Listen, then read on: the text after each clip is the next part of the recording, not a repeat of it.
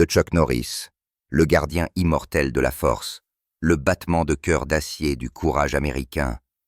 Parti de l'enfant tremblant, au milieu de l'obscurité d'une famille brisée, qui ne possédait que la foi, la rage et le poing de la volonté, il a commencé les mains vides, sans fortune, sans privilège, seulement avec la discipline pour survivre.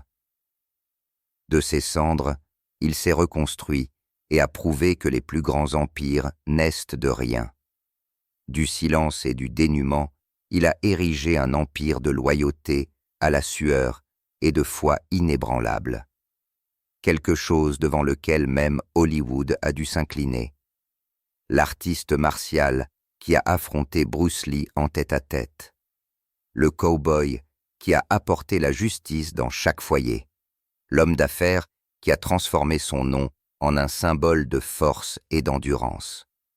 Il a donné au monde Walker Texas Ranger et nous a donné le courage de croire en nous-mêmes.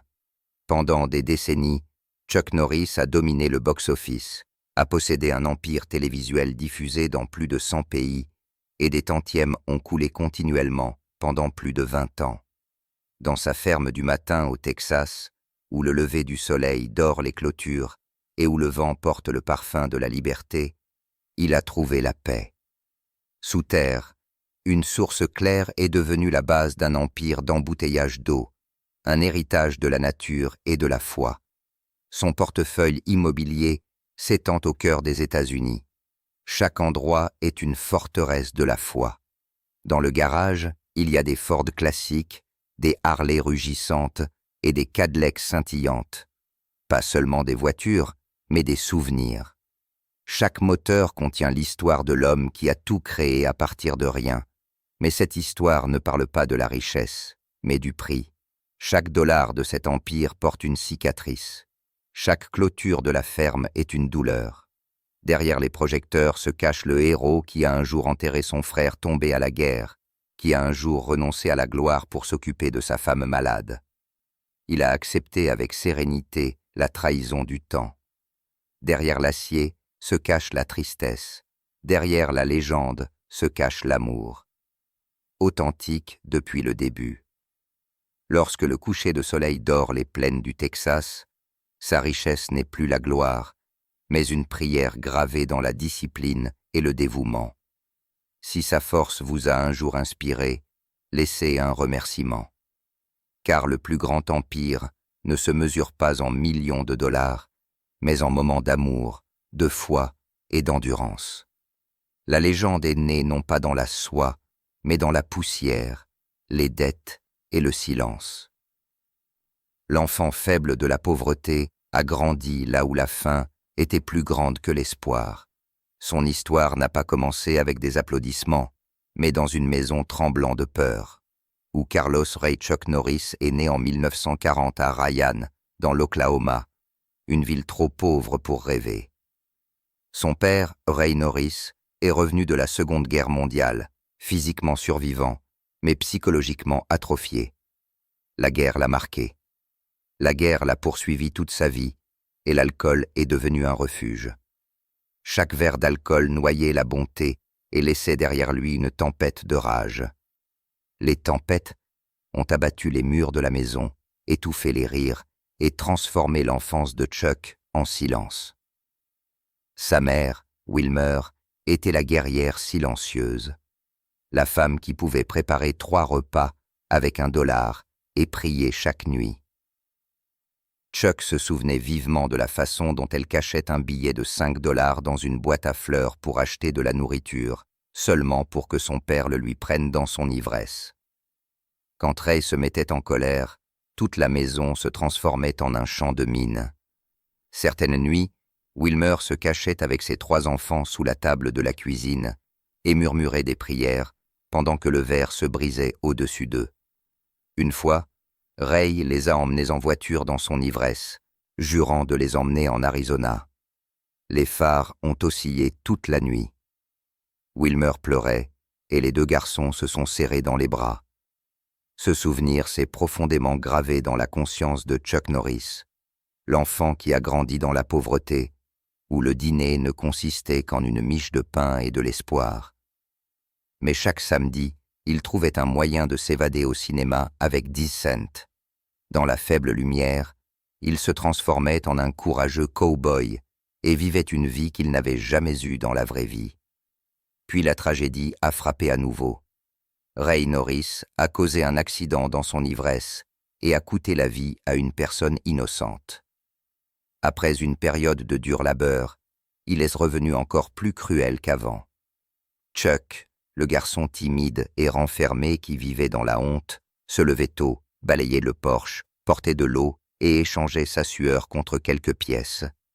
Mais c'est avec ces pièces qu'il a commencé à reconstruire sa vie, par la discipline, la foi et une constance qui ne s'éteint jamais. Chaque pièce qu'il gagnait était une preuve de survie, un signe que Chuck Norris pouvait se créer un avenir que personne ne pouvait lui enlever. Pendant de nombreuses nuits, il était là, fixant le plafond fissuré et murmurant « Un jour, j'aurai une maison sans Lex, une maison qui ne tremble pas quand quelqu'un crie. » Ce murmure n'était pas un rêve, mais un vœu. À l'âge de 14 ans, ce vœu s'est transformé en courage. Lorsque son père a frappé sa mère, Chuck a pris une hache et s'est placé entre la femme qu'il aimait et l'homme qui avait oublié comment aimer. Il n'a pas crié, n'a pas riposté, il est simplement resté là. Cette nuit-là, son enfance est morte et sa volonté est née. Après la crise de colère, il n'y a eu que le silence. Dans ce silence, Chuck a juré une fois de plus. Il ne serait jamais la peur des autres. Plus tard, il a dit « Maintenant, je comprends que papa ne faisait que mener son propre combat. Il ne pouvait pas oublier ce qu'il avait vu. Alors, il s'est entraîné à le réprimer. J'aurais aimé que papa sache que la force ne réside pas dans la fuite, mais dans la résilience. » De cette prise de conscience, la douleur est devenue une leçon.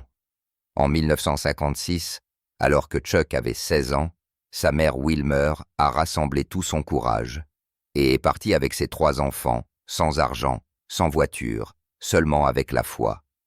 Ils sont allés en Californie et ont laissé derrière eux les fantômes de la dépendance. Wilmer a travaillé sans relâche, a fait la lessive pour les autres et a murmuré que des jours meilleurs allaient arriver. Chuck a vu dans la fatigue de sa mère une foi inébranlable. De nombreuses années plus tard, il entendait encore les prières dans la vaste ferme du Texas. Cette nuit-là, il sentait le sol trembler. Les mains de sa mère tremblaient dans l'obscurité. Des souvenirs qui se sont transformés en acier en lui. De la pauvreté est né un but, de la peur est née la foi, de la souffrance est née la force. Il y a des enfants qui naissent dans le confort, a-t-il dit, et il y en a qui sont forgés dans le feu. Je suis l'un d'eux. Ce feu ne s'est jamais éteint. Il est devenu son destin. Pas l'argent ou la terre, mais justement la volonté inébranlable. A transformé la perte en force, a transformé l'obscurité en héritage. Lorsqu'il a échappé à l'enfance marquée par la pauvreté et la peur, Chuck Norris a cherché l'ordre, un endroit où il pouvait contrôler la tempête intérieure.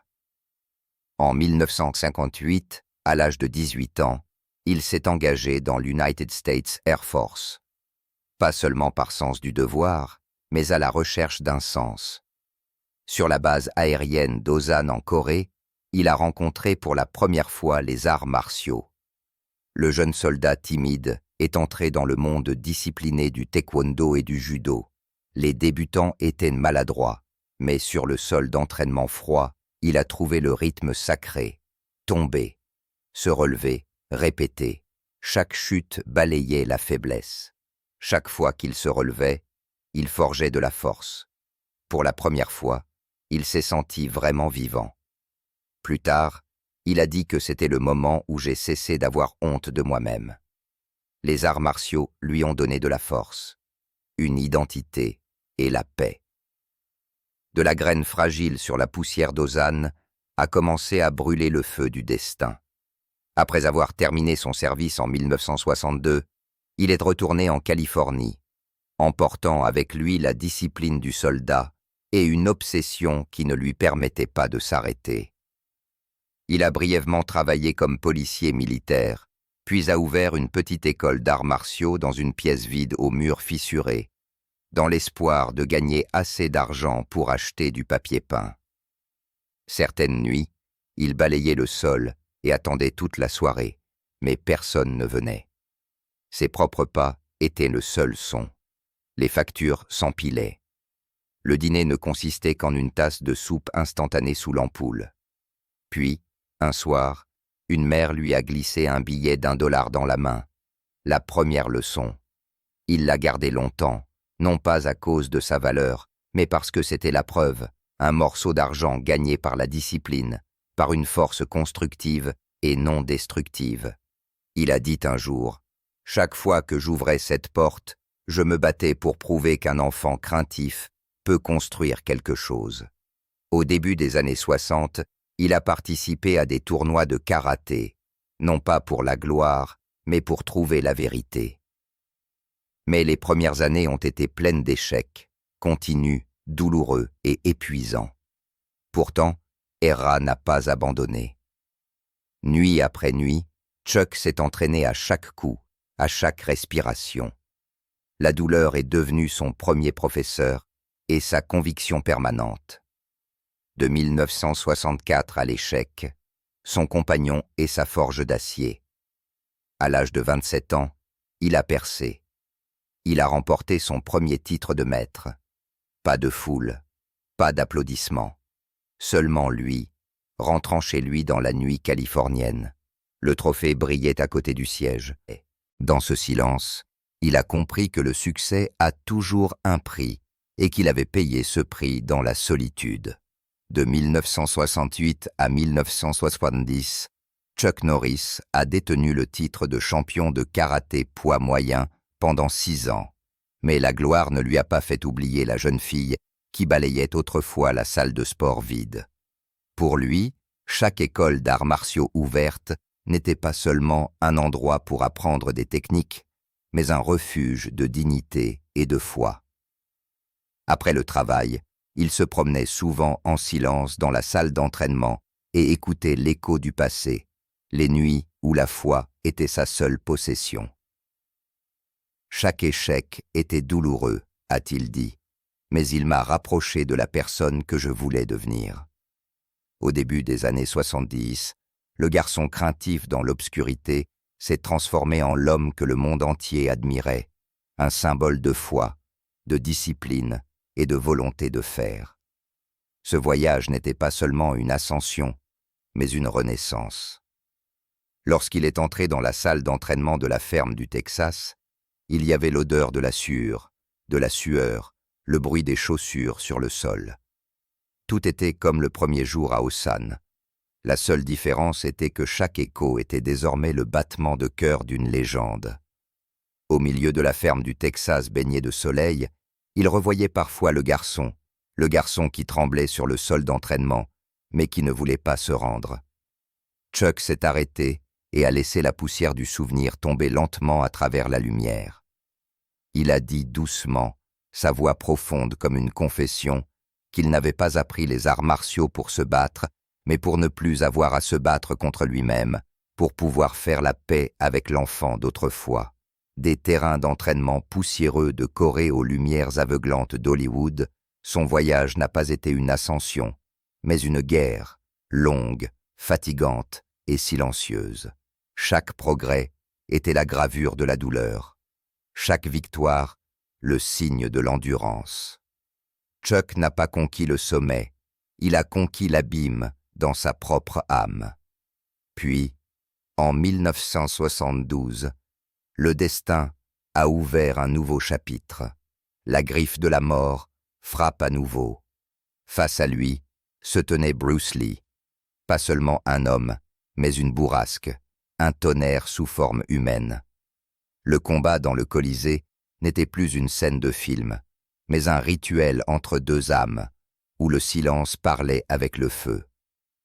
Le monde entier était stupéfait, et Chuck n'entendait plus que sa propre respiration après la dernière. Se souviendrait-on de lui seulement, comme du vaincu de la légende, peut-être. Mais il a compris que la vraie honneur ne résidait pas dans la victoire, mais dans le fait de se relever malgré tout, quand personne n'applaudissait. C'est justement l'humilité, et non la gloire, qui l'a sauvé d'être englouti. Dans les années qui ont suivi, Hollywood ne s'est pas ouvert à bras ouverts. Chaque rôle refusé, chaque scénario rejeté était une vieille blessure qui saignait à nouveau. Pourtant, il était tenace. Il balayait le sol, entraînait ses coups, attendait sa chance, comme une bouffée d'air frais. Puis, en 1978, Le Tigre Noir est sorti et l'Amérique a trouvé le héros dont elle avait besoin. Un homme fort. Non pas à cause du pouvoir, mais à cause de la morale. Lorsque la gloire a déferlé comme une tempête, Chuck a conservé l'attitude de l'homme qui était tombé. Octagone en 1980, McQuaid le Loup en 1983, Portée disparue en 1944. Chaque film était une étape, chaque rôle une mosaïque de volonté. Mais au milieu des acclamations, il ne pensait qu'à Wayland, son frère, qui avait autrefois souri doucement et dit à moitié en plaisantant « Tu vas probablement me survivre ». Chuck l'avait balayé, ne pouvait pas croire que le destin puisse être si cruel. Puis, en 1970, au milieu des forêts vietnamiennes, cette prophétie est devenue réalité. Wayland a découvert une embuscade devant ses camarades, a crié un avertissement, puis est mort. Il n'est pas mort en victime, il est mort en protecteur. Le télégramme est arrivé quelques jours plus tard. Le mince bout de papier tremblait dans les mains de sa mère. Wilmer, la femme qui avait enduré la pauvreté et la souffrance toute sa vie, s'est finalement effondrée. Et Shaq, qui croyait que la discipline pouvait tout guérir, a compris qu'il y avait des blessures avec lesquelles on ne pouvait que vivre, qui ne cicatriseraient jamais. Il a dit un jour que la mort de son frère avait laissé un trou dans son cœur qu'aucun rhum ne pouvait combler. Au milieu des applaudissements, il entendait toujours le vide. Au milieu des lumières vives, il voyait toujours la chaise vide à la table à manger.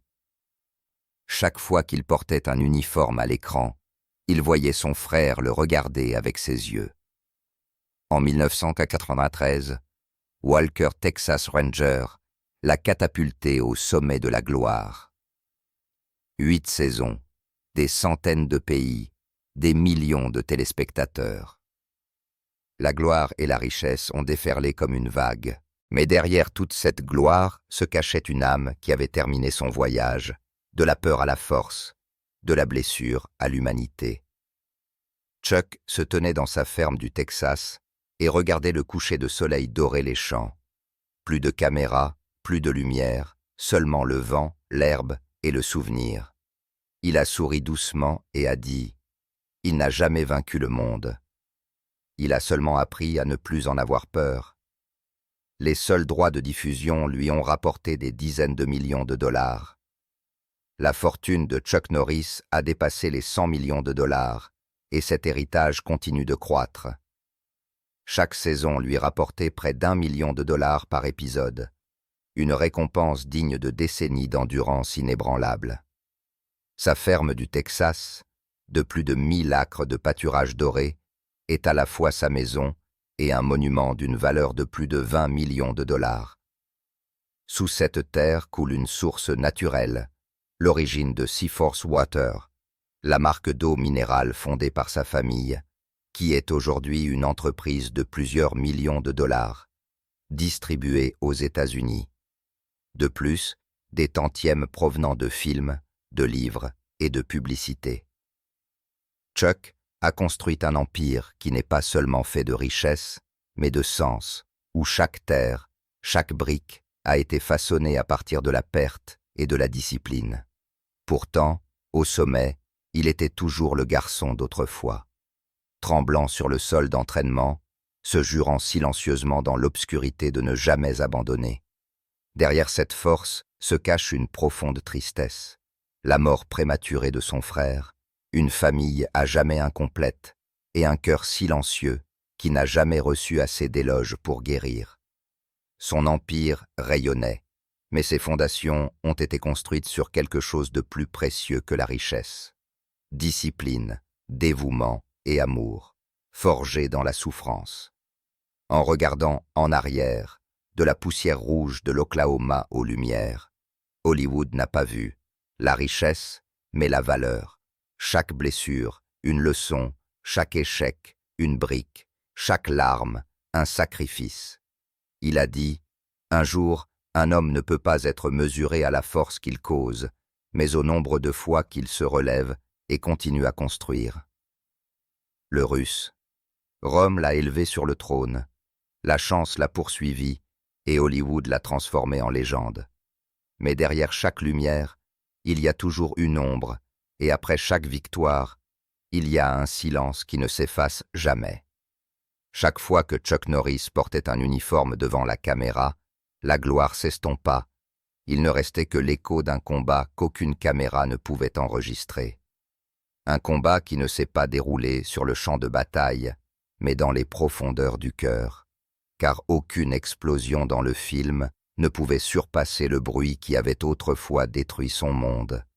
Le coup à la porte, le télégramme tremblant dans les mains de sa mère, et les mots qui ont mis fin pour toujours au rire de son frère. Wayland Norris, l'âme en or de la famille, le garçon qui pouvait calmer son père avec un sourire, avait dit à moitié en plaisantant « Je ne pense pas que j'atteindrai 27 ans. » Chuck l'a balayé, ne pouvait pas croire que le destin puisse être si cruel. Mais en 1970, au milieu des forêts vietnamiennes, cette prophétie est devenue réalité. Wayland menait la patrouille, a découvert l'embuscade, a crié un avertissement, puis est mort. Il n'est pas mort en victime, mais en protecteur, un homme dont le dernier acte a été l'amour. Le télégramme est arrivé quelques jours plus tard. Le mince papier était lourd comme une pierre. Pour sa mère Wilmer, qui avait souffert toute sa vie pour ses enfants, ce choc a été l'effondrement final. Et pour Chuck, c'était une blessure qu'aucune discipline ne pouvait guérir. Il a dit un jour d'une voix tremblante « La mort de son frère a laissé un trou dans son cœur qui ne guérirait jamais. Ce n'était pas une phrase, mais une confession.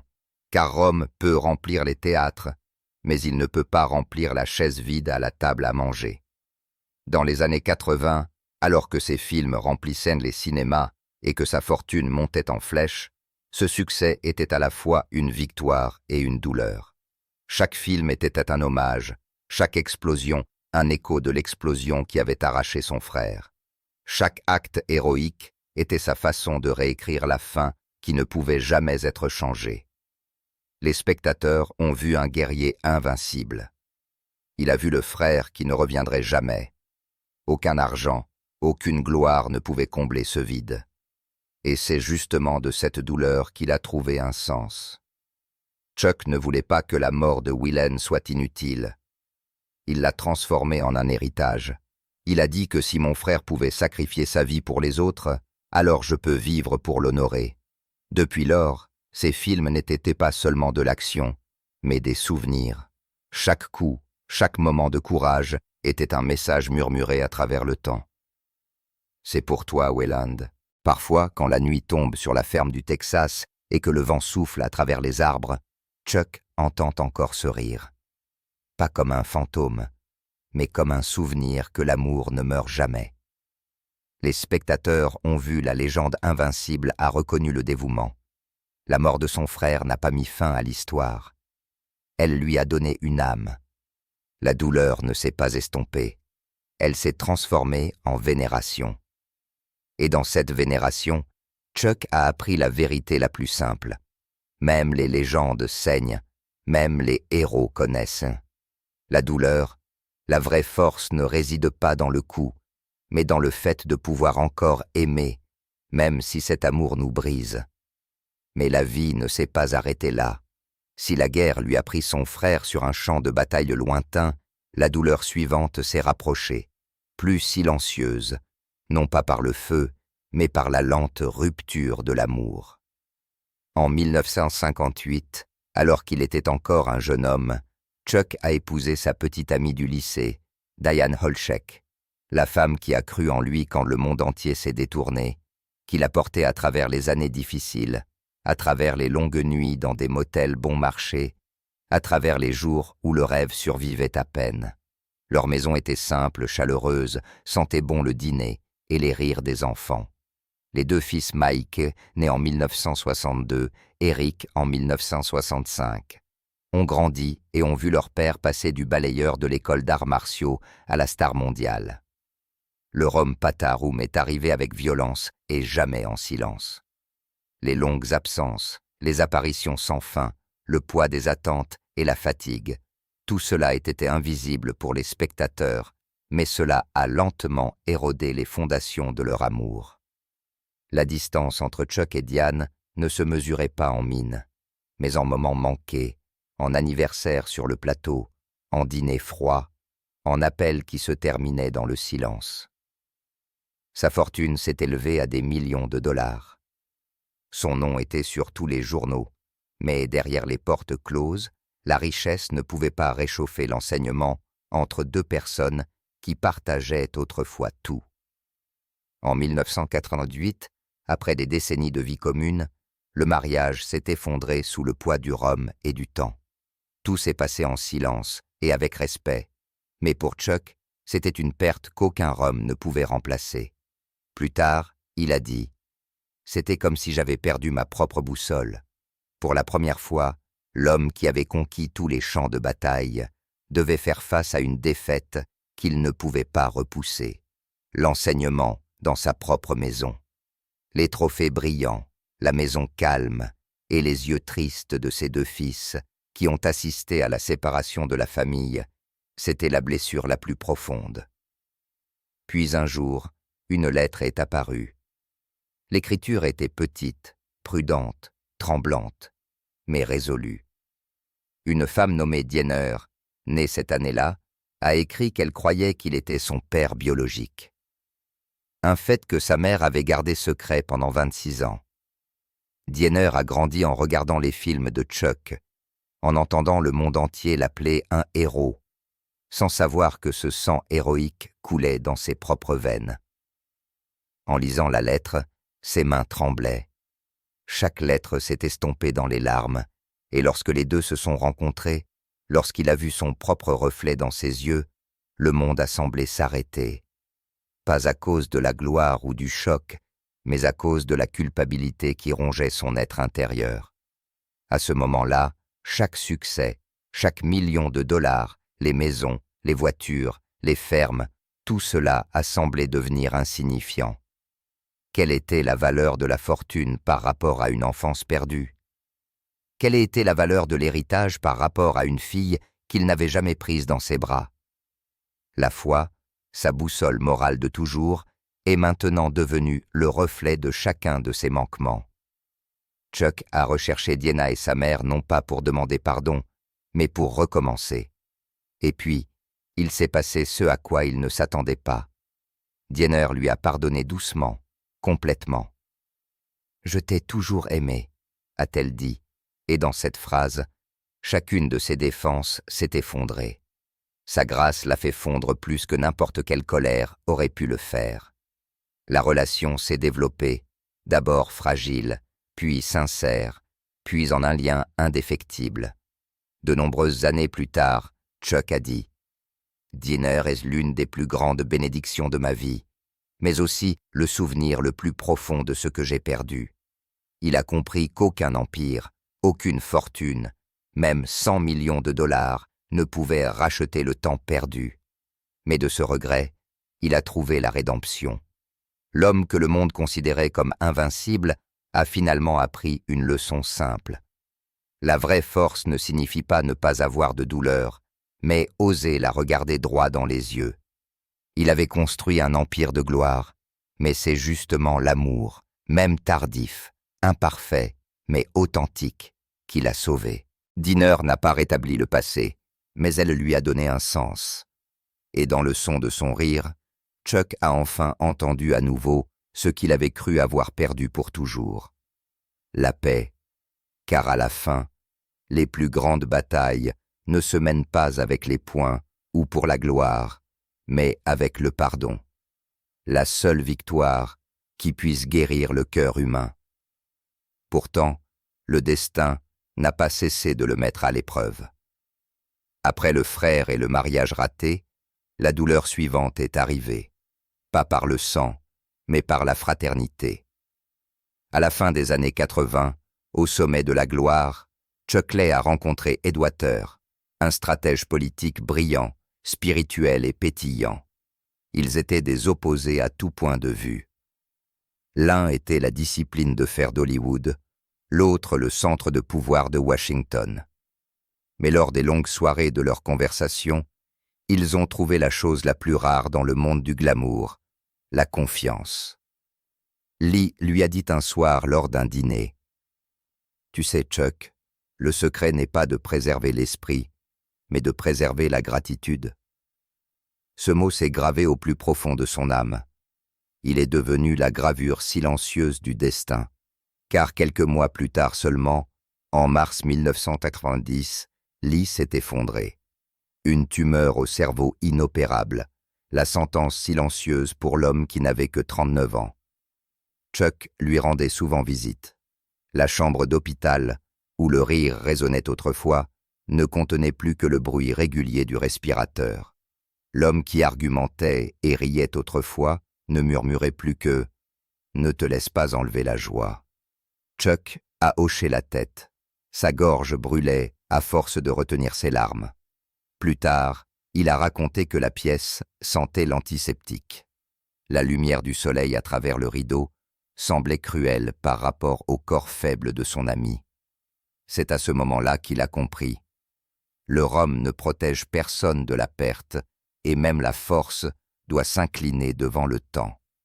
Lorsqu'il a embrassé Lee Edwards sur le front pour la dernière fois, l'homme qui avait enduré d'innombrables batailles à l'écran a éclaté en sanglots comme un enfant. Un an plus tard, en mars 1991, Lee est mort. Les funérailles étaient silencieuses, mais dans le cœur de Chuck Norris, quelque chose s'est brisé qui a résonné toute sa vie. Cette perte était différente de toutes les douleurs précédentes. Pas la blessure de la guerre ou l'écho de l'échec, mais l'effondrement d'une illusion, que la force peut vaincre le temps. Alors qu'il se tenait à côté du cercueil, il a compris dans le silence une chose qu'il avait essayé d'ignorer toute sa vie, que même les plus forts ne sont que prêtés par le temps. Si cela pouvait lui arriver, a-t-il dit plus tard doucement, alors cela peut aussi m'arriver. La dernière armure en lui est tombée. L'applaudissement applaudit. Les trophées d'or, les millions de dollars sont soudainement devenus insignifiants. Il ne restait plus que la clarté. La vie est fragile, éphémère, et c'est justement pour cela qu'elle est d'une beauté déchirante. À partir de ce moment, Chuck n'a plus vécu pour prouver sa force, mais pour chérir chaque minute paisible avec sa famille dans le rire et dans un silence reconnaissant. L'essai a laissé non seulement une cicatrice, mais est devenu une gravure dans son âme. La vraie force ne réside pas dans le fait de ne pas s'effondrer, mais dans la capacité d'aimer la vie, même en sachant qu'elle est finie.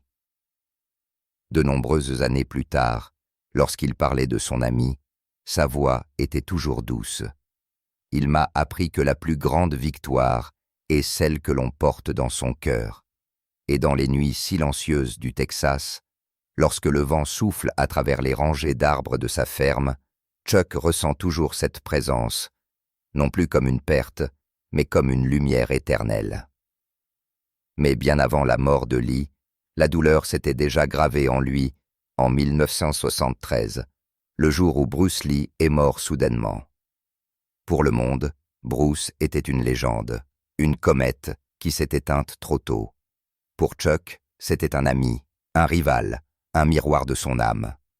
Sur le plateau de La Fureur du Dragon, ils ne se battaient pas comme des ennemis, mais comme deux artistes qui gravaient leur nom dans l'histoire à chaque mouvement. Derrière la caméra, ils parlaient de philosophie, de la façon dont la discipline pouvait devenir de la poésie, de la façon dont le corps pouvait parler la langue de l'esprit. Lorsqu'il a appris la nouvelle de la mort de Bruce à l'âge de 32 ans, Chuck s'est figé. Il a fixé le titre, n'arrivait pas à y croire. Ils avaient prévu de s'entraîner à nouveau, de rire, mais au lieu de cela, il ne restait qu'une froide leçon, comme si l'air avait été aspiré de la pièce. C'était un ami sincère, a dit Chuck plus tard. Il n'y en aura jamais un deuxième comme lui. Pour la première fois, il a compris que même le corps le plus fort pouvait se désintégrer, même la flamme la plus brillante pouvait s'éteindre en un clin d'œil. À partir de ce moment-là, il a mis dans chaque film, chaque mouvement, l'esprit, la vitesse, la fluidité de Bruce et la philosophie du contrôle et de la discipline.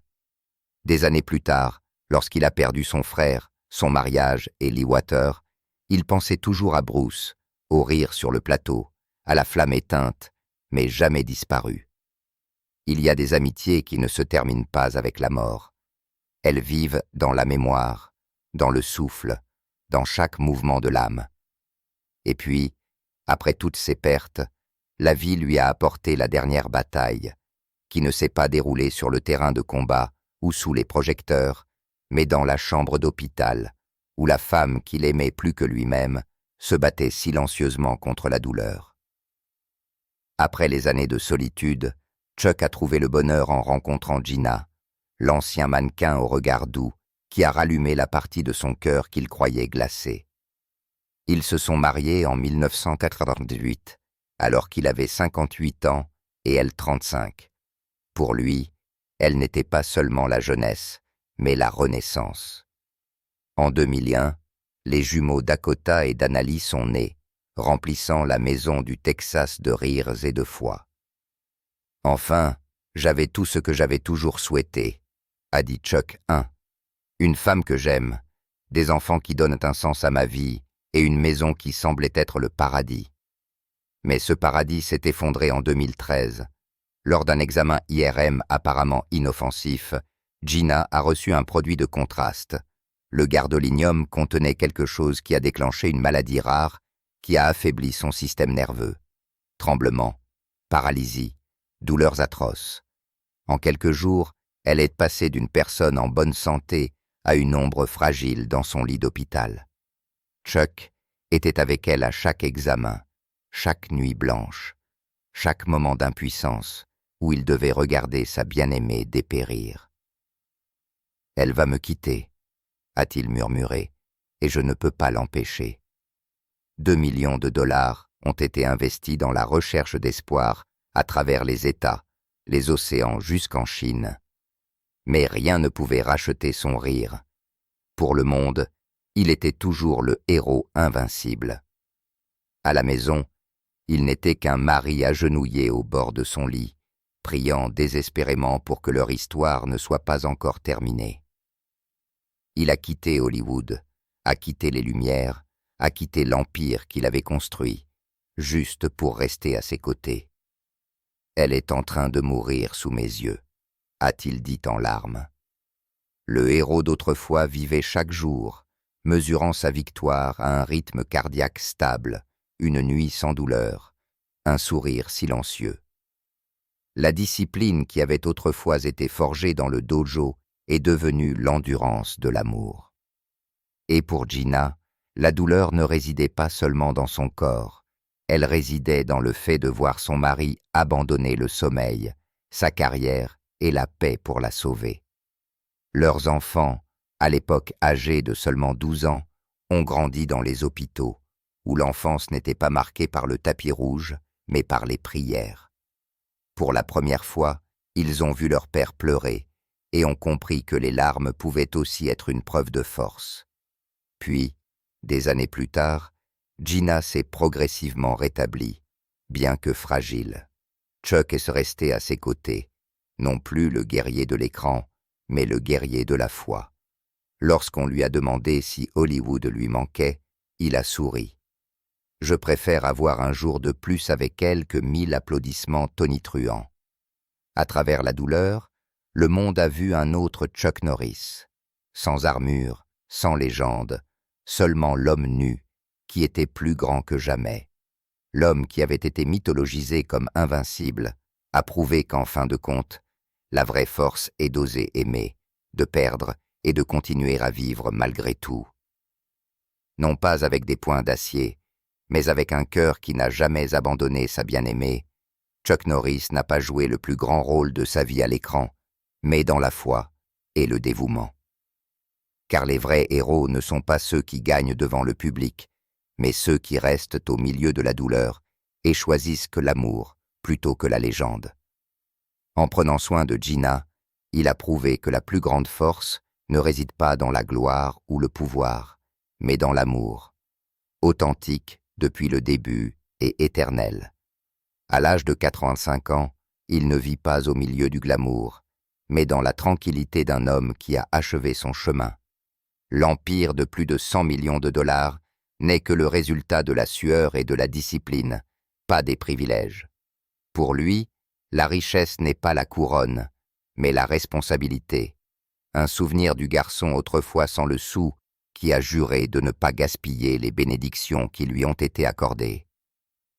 Au centre de cet héritage se trouve la ferme de 1000 acres à Nasota, au Texas, d'une valeur de près de 40 millions de dollars, avec un de ses chevaux et la source qui alimente la marque Seafs Water, l'entreprise d'eau minérale de 25 millions de dollars. Chaque goutte d'eau, chaque morceau de terre est une preuve de la conviction que la vraie force vient de la persévérance. En plus du succès, Chuck a fait don de plus de 10 millions de dollars à des œuvres caritatives, en particulier au programme Kickstart Kids, qui enseigne la discipline des arts martiaux à plus de 100 000 enfants. « Si je ne peux sauver qu'une seule personne de plus, a-t-il dit un jour, tout en vaut la peine. Mais le temps ne s'arrête pas. Le seul corps d'acier ralentit maintenant, et chaque matin, il ne fait qu'une promenade tranquille avec Gina. Main dans la main, au bord du ruisseau du Texas. Dans ce silence, l'écho de toute une vie résonne. Maintenant, il a tout réglé pour que Gina continue à gérer la ferme et Seafs Water et que ses fils Mike, Eric Deck et Dan Schniss continuent. « Je ne veux pas laisser une fortune derrière moi, a-t-il dit, mais un sens, car pour lui, le véritable héritage ne réside pas dans la possession, mais dans la force de la foi. » Lorsque le coucher de soleil du Texas arrive, Chuck Norris s'assoit silencieusement sur le porche en bois, vêtu d'une vieille chemise de flanelle. Il parle. Moins prie plus et reconnaît. La plus grande force ne réside plus dans les muscles, mais dans la gratitude. Le garçon, autrefois sans le sou, après une vie de combat, comprend finalement que le plus grand trésor ne réside pas dans ce que l'on possède, mais dans ce que l'on aime. Le monde le connaît comme un symbole de la force, mais dans le silence, il n'est qu'un mari, un père, reconnaissant pour l'amour à ses côtés. Et lorsque les lumières s'éteignent, que les applaudissements se taisent, ce qui reste, ce n'est pas l'empire qu'il a construit, mais l'amour qu'il a laissé derrière lui. Chuck Norris a prouvé une vérité simple et immortelle. Le plus riche n'est pas celui qui possède le plus, mais celui qui apprécie le plus. Et l'amour, donné en silence, est le seul héritage que le temps ne peut pas prendre. Me